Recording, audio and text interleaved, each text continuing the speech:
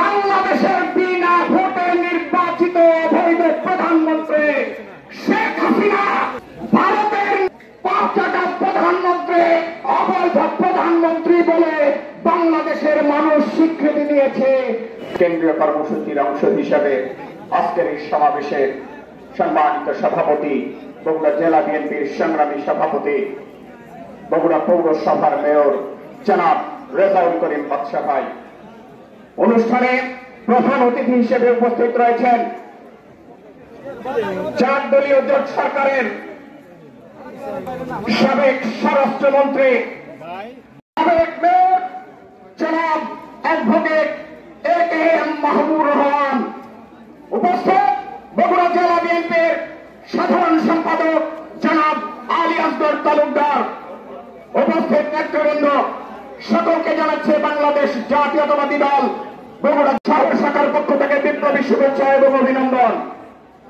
সংগ্রামী নেতৃবৃন্দ, আপনারা বাংলাদেশের বিনা ভোটে নির্বাচিত অবৈধ প্রধানমন্ত্রী শেখ হাসিনা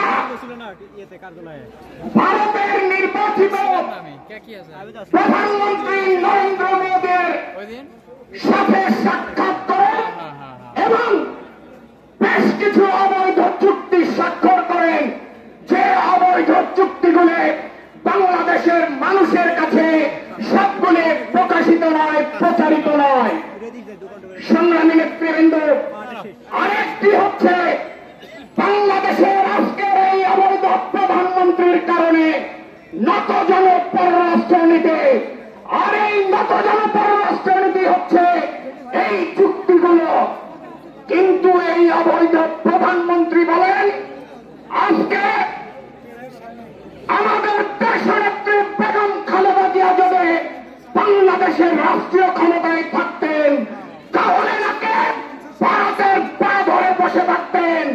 কিন্তু এদেশের আপামর জনতা জানেন দেশনেত্রী বেগম খালেদা জিয়া হচ্ছেন আপসহীন নেত্রী। তাই আপনার এই উক্তিটিকে জনগণ প্রত্যাখ্যান করেছে।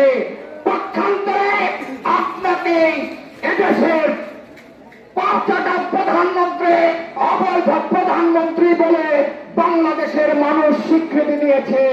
কারণ একটি, আপনি একমাত্র ভারতের দাবিদারিতে উস্তাদ।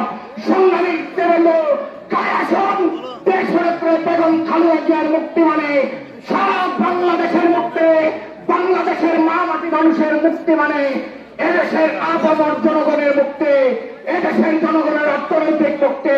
খোদা হাফেজ। বাংলাদেশ জিন্দাবাদ। শহীদ আমরক দেশনেত্রী আপসহীন নেত্রী বেগম খালেদা জিয়া জিন্দাবাদ। তারুণ্যের প্রতীক তারেক রহমান জিন্দাবাদ।